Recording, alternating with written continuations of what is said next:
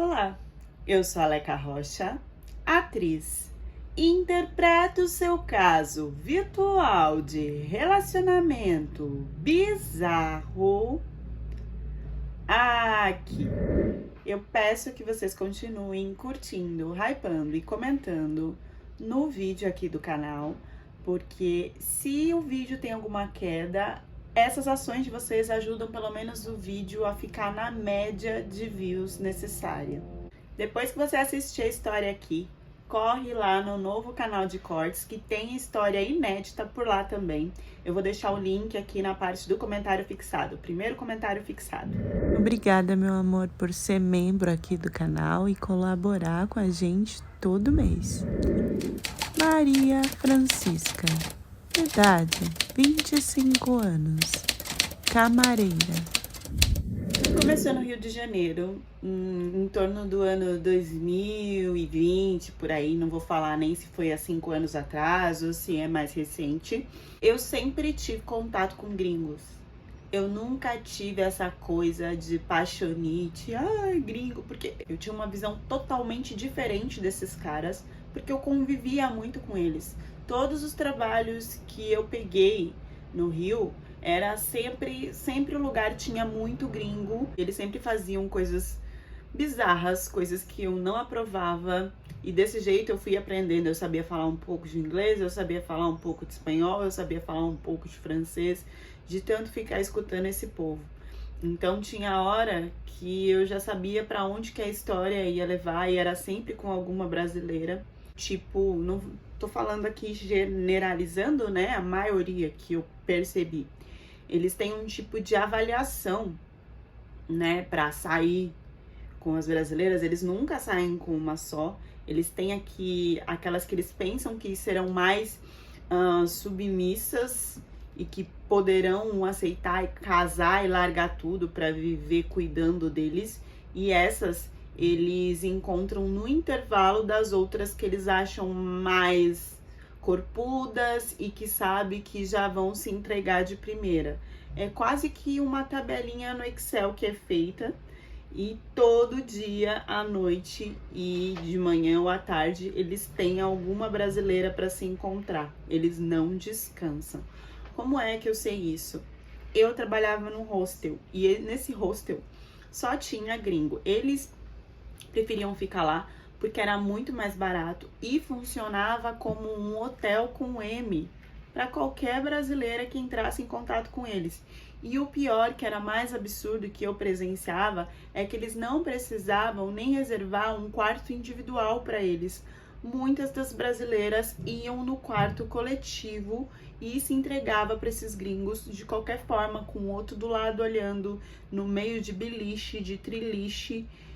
Eu vou tentar abrir algumas situações aqui para vocês entenderem que para mim eu via um estrangeiro e eu fazia tipo, ok, porque para mim era pior do que os brasileiros, pelo menos nesse momento. Eu trabalhava como faxineira, eu limpava esses quartos. Então assim, eu via o cronograma da maioria deles, que era assim, sempre chegava com uma brasileira lá como se ela já fosse a namorada no primeiro dia que eles estavam se conhecendo. E aí fazia questão de apresentar para recepcionista, de falar que era linda, de querer fazer fotos com elas, de falar que ia postar na internet, de que tava mostrando para a mãe, para o pai, e que ela ia gostar muito do país deles, e aí falava das coisas. E era tipo assim, eles faziam isso à noite, aí dormia com a brasileira. De manhã, eles iam, tipo, no jardim, qualquer lugar que tivesse ali, nem ia comprar a flor, tá? Arrancava lá a flor, aí entregava para essas manas, ia na padaria, comprava chocolate, comprava essas coisas todas, porque o nosso hostel era um café da manhã coletivo, né? Que era mais simples, e aí entregava bombom e flores e fazia aquela coisa toda de manhã, sendo que de tarde para noite eles já chegavam com outra brasileira no outro dia e fazia a mesma coisa. Então a gente sorria, fazia mas assim, a gente já sabia que no outro dia seria outra menina. Quando eles achavam que a menina traria algum futuro, aí eles alugavam um Airbnb, deixava essa menina lá e às vezes falava que tinha que sair para alguma coisa de negócios e tal, e aí pegava outra nesse hostel. Esses quartos eram uma nojeira, porque assim, tinha proteção estourada para tudo quanto era lugar, que eles não jogavam no lixo. Esse plug que vocês colocam lá atrás, então tinha aqueles plugs espalhados por vários lugares, eles não arrumavam nada. E o que acontecia? Eles não tomavam banho frequente. E eles não lavavam as roupas íntimas. Eu via, tipo assim, que usava 2, 3 dias, pegava, que já tava nojento, e jogava no lixo, comprava outra. Então, o lixo sempre estava cheio da roupa íntima da cor marrom pro preto petróleo. Quantas vezes eu vi esses caras voltando da praia, que tinha lavado, enxaguado mais ou menos a parte da areia, e chegava lá, só queria fazer o banho tcheco. Vocês já escutaram falar no banho tcheco? Ou eles usavam lencinho umedecido só ali nas partes, ou então, tipo, o balde que eu tava limpando lá, eles queriam pegar, ou então pedir um outro balde para encher de água e fazer o banho tcheco. Nunca reclamavam. Às vezes eu ia lá ver, depois de 3, 4 dias, o chuveiro estava quebrado já há uns dias. E eles não reclamavam de sair pouca água, de ter água fria, porque na maioria das vezes eles nem usavam. E eles tinham a ideia de que a gente poderia fazer o que eles quisessem se eles dessem um dinheiro na nossa mão. Então sempre era 10, 20, 50 reais que eles já vinham assim enfiando na nossa mão antes de pedir o que eles queriam, porque eles sabiam que a gente ia aceitar. Tinha umas meninas que trabalhavam lá e que saíam com esses gringos. E a dona não tava nem aí, pelo contrário, a dona queria que a gente sempre estivesse sorrindo, que a gente sempre fosse atenciosa, independente do que eles falassem ali. Lógico que, né, não passando do limite, mas assim, o limite era o quê? Eles já vinham agarrando, dando oi, aí, sabe, eles davam tapinha e o tapinha não era no ombro, né, o tapinha era lá, né, atrás, na coxa ou na cintura, aquela pegada que apertava assim a cintura, que a gente sentia que tinha um duplo sentido na coisa. Eu fui inventar um dia de shorts não, gente, de bermuda, porque era até o joelho, tá? Bermuda de ginástica colada e a camiseta do trabalho, que era só a camiseta, a parte de baixo a gente podia usar qualquer coisa. Então, eu lembro que eu entrei no quarto e aí o amigo de um francês começou a me atazanar de um jeito que, assim, aquele dia eu quase tive um surto e perdi o trabalho, coisa que eu não podia perder, porque era o dinheiro que ajudava eu a cuidar da minha mãe. Eu lembro que eu limpava, conforme eu ia limpando as coisas na hora do café da manhã e tal, se eu abaixasse, qualquer movimento que eu fizesse, ele tava ali, olhando com os olhos, sabe? Quase que falando o que ele queria fazer comigo. No olhar dele já dava pra ver o que ele queria. Junto com ele, tinha um amigo que era mais tímido. E aí, às vezes, esse amigo segurava a onda dele, sabe? Falava pra ele parar, que ele tava exagerando. Mas ele começou a me perseguir, porque ele viu que eu era a única ali que não dava atenção pra ele de jeito nenhum. Então, ele ia ficar uma semana, ele aumentou os dias que ele ia ficar lá no hostel. Qualquer coisa que tinha que fazer, se não fosse eu estivesse lá, ele ficava segurando o tempo até eu aparecer para ele pedir para eu fazer. Foi ele que uma vez veio agradecer uma comida, sendo que não era nem eu que fazia o café da manhã, e veio com aquele tapinha que quase o tapinha foi para tipo amassar mesmo, sabe? Atrás, e eu fiquei assim muito nervosa, mas eu lembrava que eu não podia fazer nada, até porque ele era o que dava mais gorjeta para mim, e essas gorjetas elas me ajudavam muito a ter um extra fora o dinheiro que eu gastava com a minha mãe. Ele era aquele que levava as brasileiras pro quarto coletivo, nem o quarto individual ele pagava. E o amigo dele se sentia tão mal na situação que ele ficava do lado de fora, às vezes, da porta, ou então na parte de baixo do hostel, enquanto acontecia tudo, porque às vezes ele levava para ele, pro amigo, mas o amigo tinha um outro pensamento de vida, ou pelo menos parecia. Tava todo mundo percebendo que eu já tava, assim, muito cheia de tudo que tava acontecendo. Até a dona, quando ficava lá. Porque ele passava dos limites. Pra vocês terem ideia, esse dia eu limpei todo o quarto coletivo, porque mais pessoas iriam chegar. E ele começou a se atracar com uma menina de lá de dentro, nesse quarto. E aí, gente, eles bagunçaram todas as outras camas, reviraram tudo. Parece que tinha feito de propósito pra eu saber que ele tinha pegado alguma mulher. Eu acho que ele pensava que mexia comigo, ver o quanto ele passava o rodo em todo mundo, o quanto ele era desejado, quase que assim, ai, olha o que você tá perdendo. Eu fiquei muito brava, que eu quase fui pra cima dele pra brigar, coisa que não podia, né? Mas assim, tava por um triz, né? E aí a dona do hostel percebeu. Como eu já tava com algumas folgas que eu tava repondo pra ganhar extra, ela falou que então era melhor, era uma sexta-feira, ela falou que então eu ia ganhar o sábado e domingo pra, tipo, descansar, pra vocês terem ideia de como é que foi.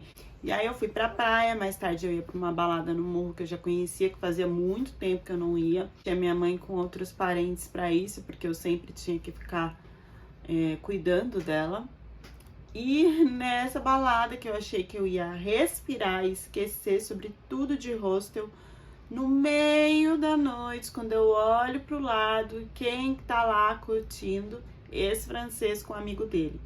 Lá era um lugar muito perigoso para eles, eu não sei quem indicou, eu não sei como que eles entraram, mas eu já fui percebendo que quem convidou ia colocar eles naquele golpe, né? De levar o gringo pro quarto e aí o gringo acordar sem nada, né? Dar lá uma substânciazinha e tal. Eu vi uma menina que estava se aproximando dele que já tinha uma fama de fazer isso. E aí eu fiquei naquilo na cabeça, né? Ai, poxa, independente do cara ser todo assim, né? Eu vou deixar o cara passar por isso? Pensei e resolvi falar com ele. Falei com ele e com um amigo dele que era mais tímido. Nessa hora, gente, eu me arrependi muito de ter ido fazer isso, porque ele olhava pra minha cara, ele já tava meio virado, né? E ele ria. Ele ria e falava assim: nossa, tudo isso é ciúmes de mim? Por que que você não assume que você quer ter alguma coisa comigo, que você me deseja? E começou a falar aquelas coisas todas. E o amigo dele não sabia onde enfiar a cara, porque o amigo dele acreditou no que eu tava falando. E, né, um estresse da minha parte de novo, eu falei: ah, quer se dar mal, né? Se dá mal. Deixei eles pra lá. Quase que no fim da noite apareceu o amigo dele sozinho, que veio falar comigo que ele tinha ido com a outra menina, sei lá pra onde. E eu expliquei de novo o risco que ele tava correndo. E depois disso, acho que nessa um amigo dele, a gente conversou um pouquinho e tal, e eu fui pra minha casa. Aí eu acho que segunda-feira, ir pra trabalhar, já tava todo um furdúncio de que ele tinha ido para um outro lugar com essa menina, e aí essa menina tinha dado uma substância que você fica igual zumbi, você faz as coisas, mas você faz o que as pessoas ordenam, sabe? É como se você tivesse acordado, mas você não tá acordado. Tinha ido ela e mais um cara levado para um outro lugar e tinha feito rapa nele. E esse outro amigo dele, segunda-feira, quase que veio de joelhos me agradecer porque eu tinha salvado a vida dele, porque com ele não aconteceu nada. E aí ele teria que ficar mais tempo lá para resolver coisas de documentação e tal, junto com o amigo dele. Mas aí nessa que o amigo veio me pedir desculpa, esse é o amigo tímido que não participava de nada. A gente trocou contato e começamos a conversar a partir dessa situação. Henry, idade 35 anos, auxiliar administrativo. Deu caixinha, quis me levar na praia para comer peixe, para tomar água de coco. Eu aceitei tudo. Ele nem chegava perto de mim, tá? De tão tímido que ele era. Ele só pagava, assim. E depois disso, depois de uns dias, né, eles saíram lá do hostel e ele voltou pra França. Quando ele voltou pra França, ele começou a mandar mensagem pra mim, mandava fotos, né, do dia que a gente tinha se divertido e a gente conversava sobre várias coisas e ele começou a me mostrar como que era a França. Nossa, eu tinha, né, sonho de conhecer. E aí ele me mandava as imagens, eu gostava de ver, né, a casa, tudo. Ele filmava e eu também mandava coisas do Rio pra ele, porque ele também tava com saudade da comida, da praia. Isso tudo aconteceu, gente, em época de carnaval. E eu fiquei conversando com esse francês até chegar o outro carnaval, então foi um ano. E nisso ele voltou de novo, ficou no mesmo hostel que eu ainda estava trabalhando. Dessa vez que ele voltou, eu saía com ele depois de cuidar do hostel. Mas saía assim, pra tomar um sorvete, pra olhar o céu. Nunca nos beijamos, nunca aconteceu nada. Ele ficou lá os 15 dias dele no Brasil, depois voltou de novo para a França, a gente continuou conversando de novo. Então foi mais um ano até ele voltar no outro carnaval de novo. Isso sem beijar, sem ficar, sem se declarar, nada. A gente só conversava sobre como era o nosso dia a dia. Nisso ele me ajudava com o francês também. Às vezes vinha alguns clientes e falava alguma coisa. E ele sempre me ajudou muito em questão de se precisava, até com coisa de contrato, uma vez que não tem nada a ver com, que eu só limpava lá, né? Ele ajudou. E aí ele nem falava mais do outro amigo dele, né? Aos poucos ele me falou que deixou esse amigo de lado, porque era muito doidão e eles brigavam muito por questão de opinião, do que um queria fazer e o outro não. Então ele abandonou esse amigo. No terceiro carnaval que ele voltou, ele viu que eu já não tava a mesma pessoa, porque minha mãe tava nas últimas. Então eu tava trabalhando e cuidando dela. E aí a minha mãe foi de arrasta pra cima, né? Na época que ele tava no Rio comigo. E eu não tinha como marcar com nada da minha mãe. E ele, eu lembro que ele falou assim, eu tô te devendo uma, né, do que eu tinha salvado ele da situação. Então, ele arcou com tudo da minha mãe, enterro, o que precisou, assim. E ele ainda queria que eu escolhesse das coisas mais caras, e não, eu escolhi o mais simples.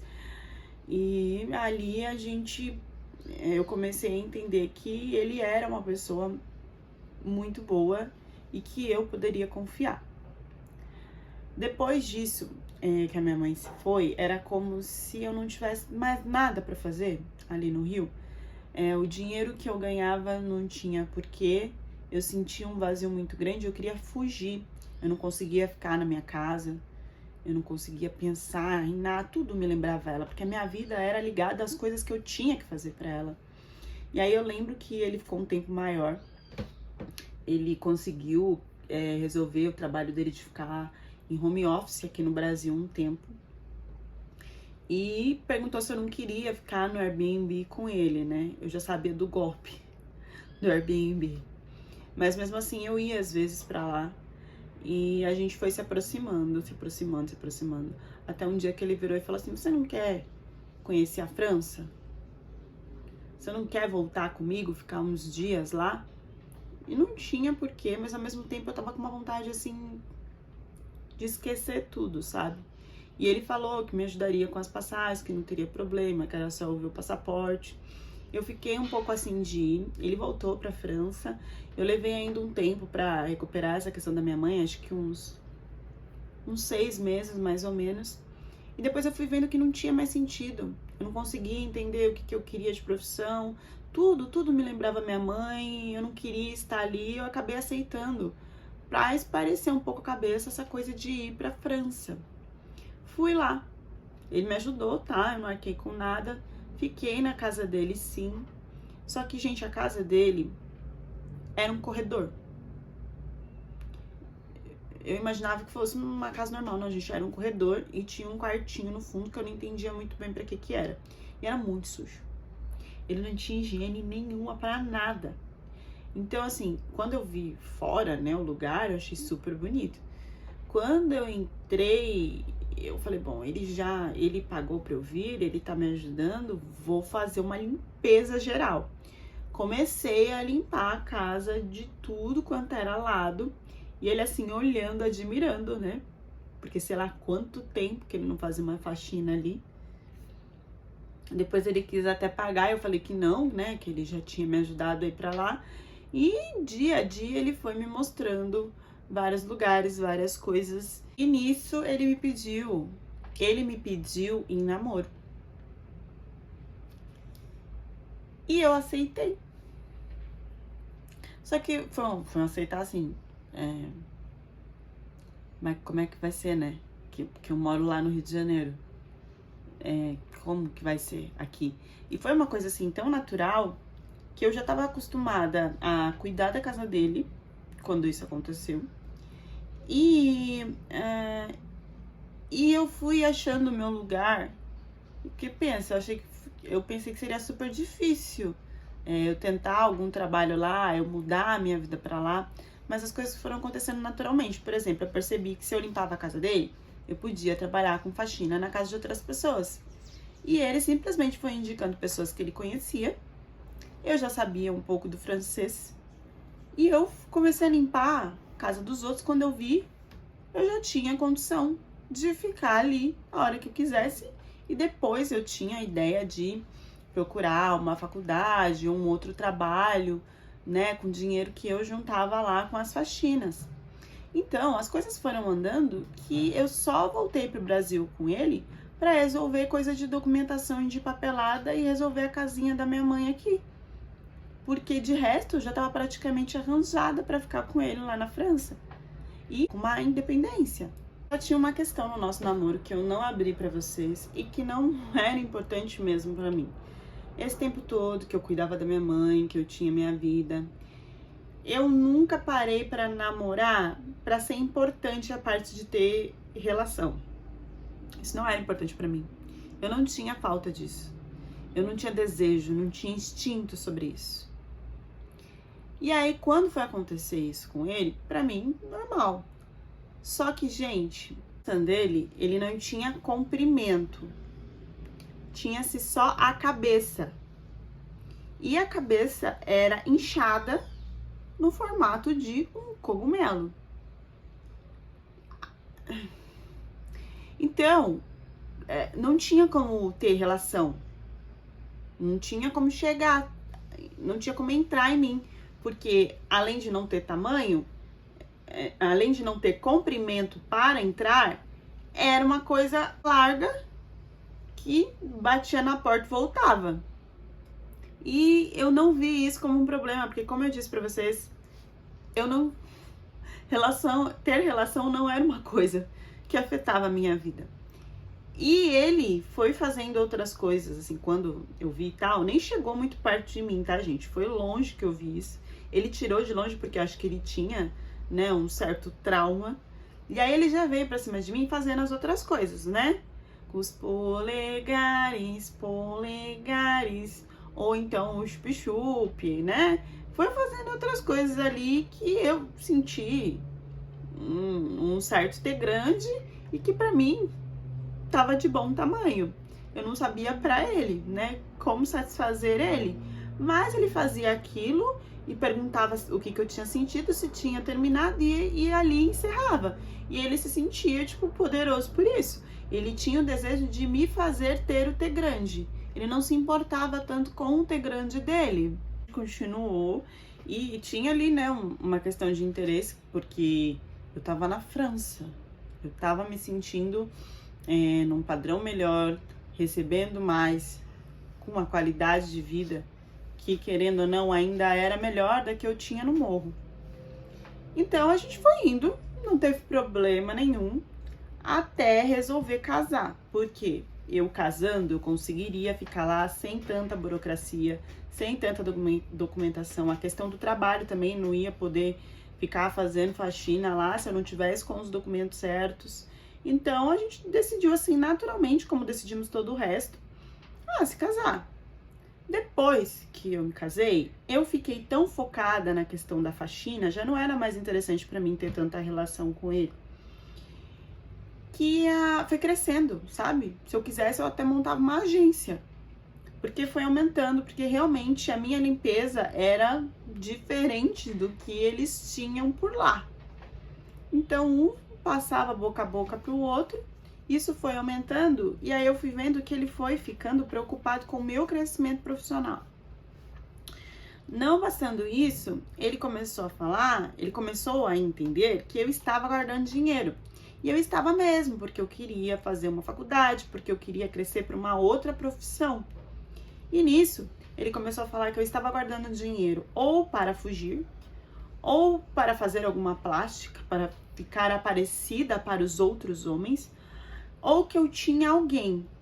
Cada dia ele soltava uma pérola nova. No começo era tipo, para, você tá viajando. Mas depois ele foi falando sério, a quase que me pressionar sobre isso.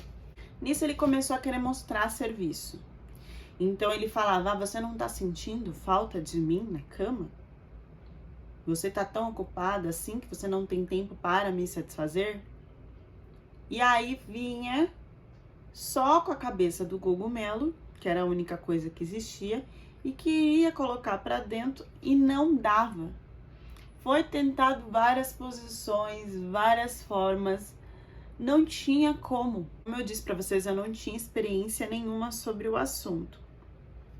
A gente foi se afastando durante os dias e depois ele sentou, chorou e se abriu comigo que ele estava inseguro, que ele queria tentar resolver isso, que ele já tinha tentado de outras formas, aumentar ou ver se tinha alguma coisa para fazer, mas algumas cirurgias ele tinha medo e que ele também queria sentir lá o T grande, que ele se sentia que ele sentia que eu ia embora a qualquer momento, que eu ia escolher outro homem que tivesse o croissant perfeitinho, com todas as camadas. E eu falei pra ele que eu não tava me importando com isso, eu tava me importando mesmo com a minha vida profissional. E eu gostava dele pelo tanto que ele tinha me ajudado.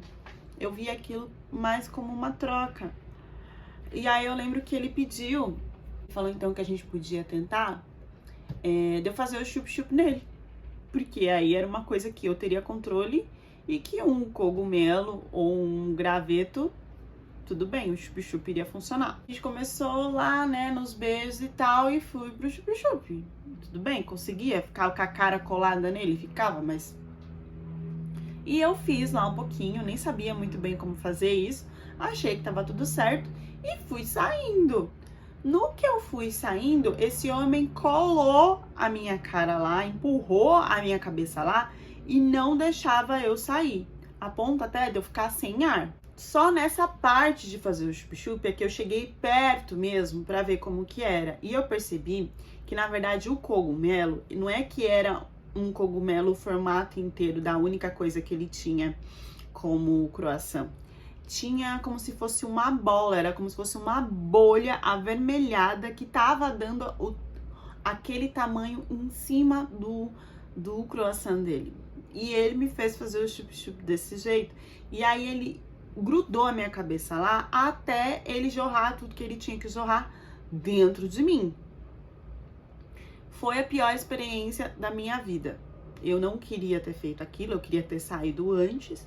E simplesmente ficou um clima totalmente constrangedor depois dele ter feito isso comigo.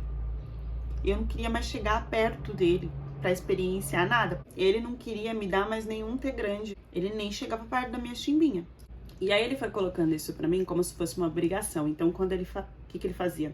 Quando ele sabia que eu ia sair para trabalhar, ele me puxava para fazer isso e falava que aquele era o horário dele, que eu tinha que fazer ele ser homem, que eu como mulher tinha que servir ele e que então eu não iria trabalhar para fazer isso com ele. Ele foi cortando as minhas faxinas a ponto de me deixar presa naquele quartinho do fundo, que eu não sabia o que era, que na verdade era um lugar escuro, um lugar sem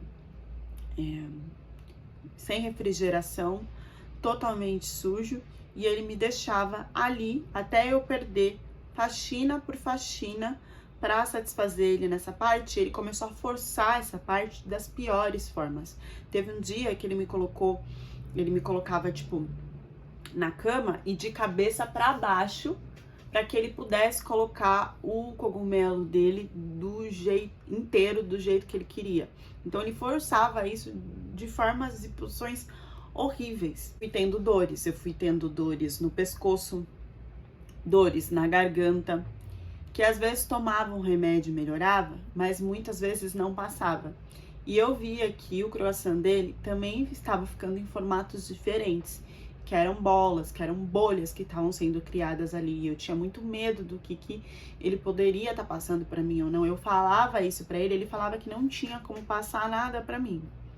Ele falava que a cidadania europeia valia muito mais do que aquilo que eu estava fazendo, que eu tinha que fazer tudo que ele mandasse. E aí ele piorava cada vez que ele vinha com essa frase. Então ele me forçava a falar frases de que eu era ex dele, que eu era um lixo, só servia para sobreviver.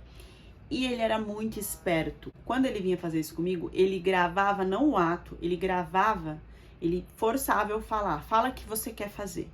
Fala que você quer isso. Me manda mensagem de que você gostou. Me manda mensagem de que você quer mais. Eu não sabia o porquê disso, o que ele tinha na cabeça planejando isso. Mas na verdade é porque se algum dia eu denunciasse ele teria provas de que eu estava aprovando e aceitando fazer o que ele queria comigo.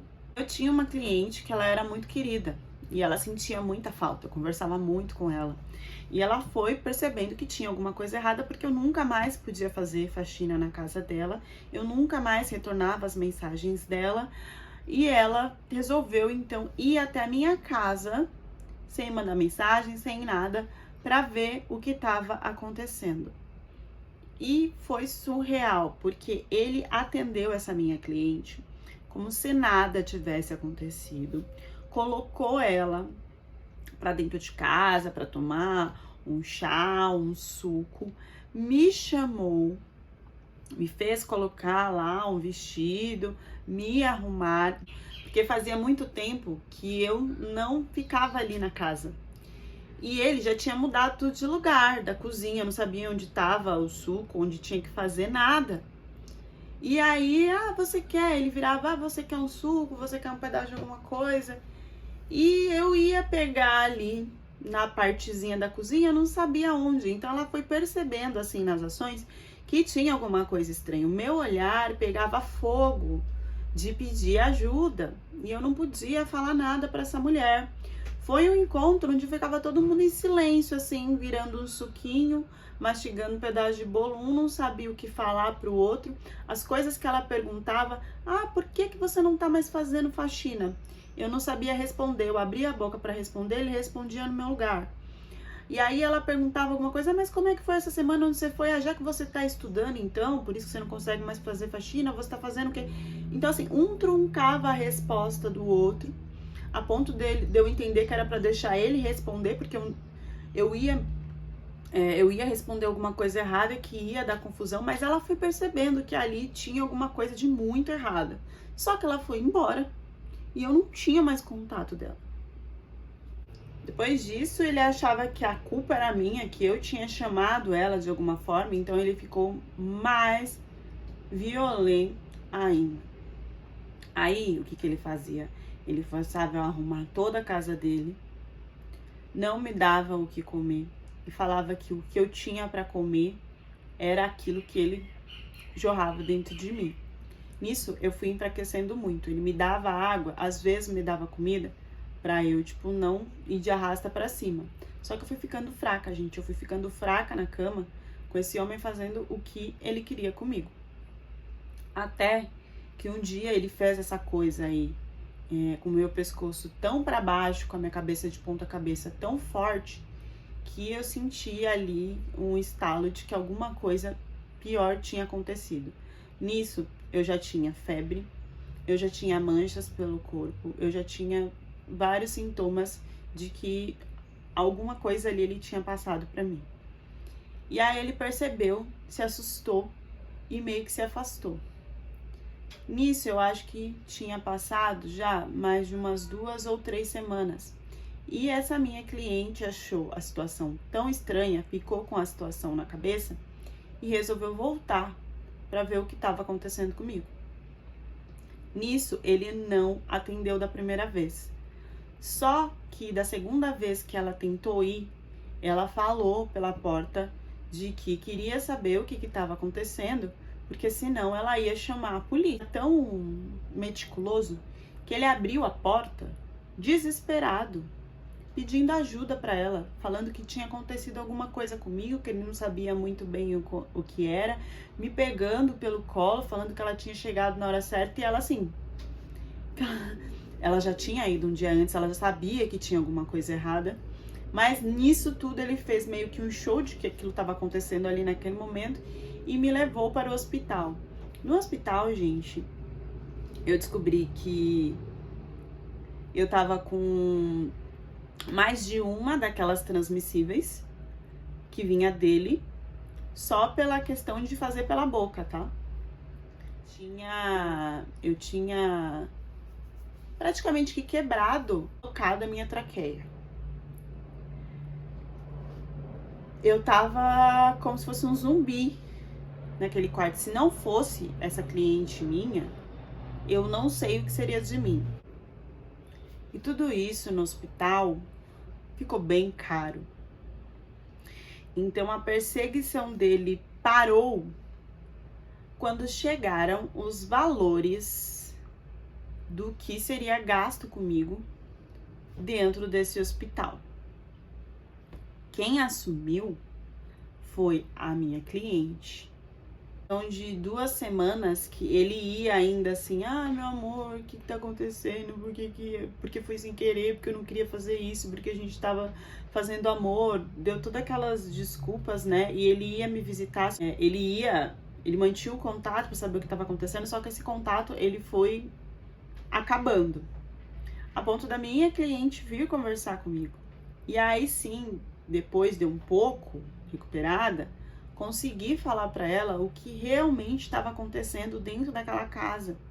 Eu ainda voltei para a casa dele para resolver situações que eu achava que teria que resolver e que eu não correria risco fazendo isso.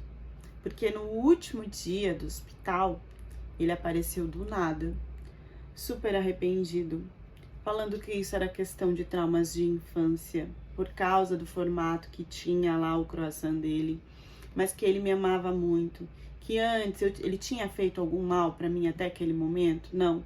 Foi só depois que ele achou que eu poderia ter outro homem, ou então que eu iria crescer na profissão e deixar ele, mas que ele estava trabalhando isso esse tempo que ele desapareceu, que ele fazia questão de pagar tudo do hospital, até porque ele era o marido, tinha dado entrada, ia devolveu esse dinheiro para a minha cliente na minha frente, isso já dentro de casa. E eu só queria resolver a parte burocrática para deixar ele, e sei lá como voltar para o Brasil. Essa cliente disse que me ajudaria no que eu precisasse, de repente ficar trabalhando para ela. E aí quando eu voltei para casa, só para pegar minhas coisas, para resolver tudo isso, e eu tinha essa esperança de encerrar isso em paz. Esse cara, ele virou um monstro de novo, falando que agora eu iria trabalhar, eu teria que fazer várias faxinas para pagar o rombo que eu tinha dado nele por causa do hospital. Então, ele começou assim, tranquilamente, a montar os dias de faxinas e os lugares que eu iria, e sei lá por quanto tempo que eu iria ficar fazendo isso. Pagar não só o que eu tava devendo para ele na questão do hospital, mas também na questão da viagem, do enterro da minha mãe, e por eu não ter dado nunca um filho para ele. Ele abriu assim como se fosse um contrato de coisas que eu deveria ter entregado para ele como mulher e que eu não tinha feito da missa à metade. Eu não sei muito bem o grau de loucura que ele tinha na cabeça, mas é lógico que eu fui para lá e para resolver tudo isso depois de recuperada, avisando a minha amiga de novo, e que se eu demorasse algum tempo, ela iria atrás de mim de novo. Então eu só fui concordando com ele enquanto ele falava tudo isso, até passar a 1 hora que eu falei para minha cliente, passou 1 hora, já pode ir atrás de mim, porque deu ruim. Então eu só fui concordando e desacreditando que depois de tudo isso, eu abri para ele fazer o melhor, para ainda ter um perdão desse cara, e ele ainda tinha capacidade de jogar tudo isso na minha cara. Ele dizia que eu, como brasileira, o mínimo que eu devia ter feito era ter seguido as ordens dele, e que nem assim ele teve resultados dentro do que ele queria como marido. Eu não lembro das loucuras que ele falou pra mim, mas foram coisas muito humilhantes, que era como se eu não tivesse uma continuidade da minha família, como se eu não tivesse uma linhagem, como se eu não tivesse uma casa, como se eu fosse uma indigente que ele tivesse feito um favor. E que dar o prazer pra ele era o mínimo que qualquer mulher faria. Qualquer mulher no meu lugar, nas condições que ele tinha me dado, faria.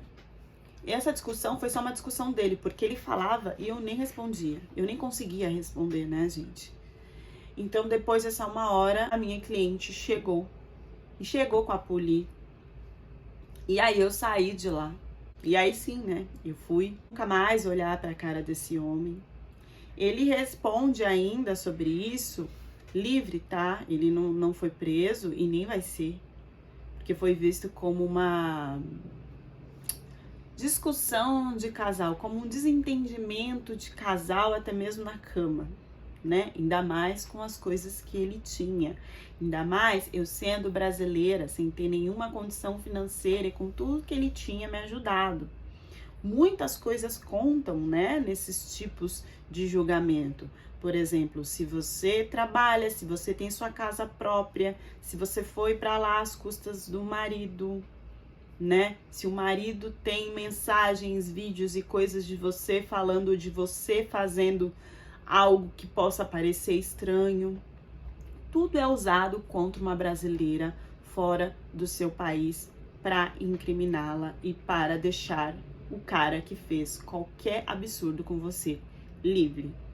E foi assim que aconteceu mais uma vez, infelizmente. Eu não voltei para o Brasil. Eu continuei na França, fazendo as minhas faxinas depois de me recuperar e juntando dinheiro. Hoje eu consegui me formar em administração, consegui começar a trabalhar com isso e vivo sozinha. Vamos falar um pouquinho sobre o sonho do príncipe europeu, de ter qualidades de vida na Europa. Não é bem assim, não é fácil assim. E o resultado muitas vezes não acontece. Eu não coloquei aqui depois que essa mana começou a correr atrás por ela, mas assim, essa formação de administração não veio no colo dela não, tá? Foram anos e anos de frustrações, de preconceito, de várias coisas que ela passou, desse cara entrando em contato com pessoas, tentando que ela não conseguisse, desse cara cobrando dinheiro dela porque ela estava trabalhando e ganhando mais que ele, já que dele, um tempo dessa história, ele ficou totalmente desempregado, então como era marido e mulher, ela que teria que manter ele, ela que teria que dar uma pensão para ele. Então, a gente tem uma ideia de que o príncipe europeu vai bancar a gente e cuidar da gente pro resto da vida. Muitos te dão essa parte de homem provedor até você fazer tudo aquilo que ele quer. Você não faz o que o cara quer. Quando você tem um crescimento profissional maior que o dele, ele não vai aceitar isso de mão beijada. Ainda mais você no país dele, né? Então, para cada ação, se tem uma reação, para cada ganho que você tá achando aí que é o príncipe encantado, tem um interesse e vai ter que ter um retorno seu. Então, mais uma vez, que a gente não caia nesse conto da vida com qualidade na Europa, do príncipe encantado, que você vai sentar lá, vai dar os filhinhos para ele, vai ser bancada como uma princesa e uma rainha sem nenhuma cobrança dele pro resto da vida. Deixem as reflexões de vocês nos comentários e até a próxima história do canal.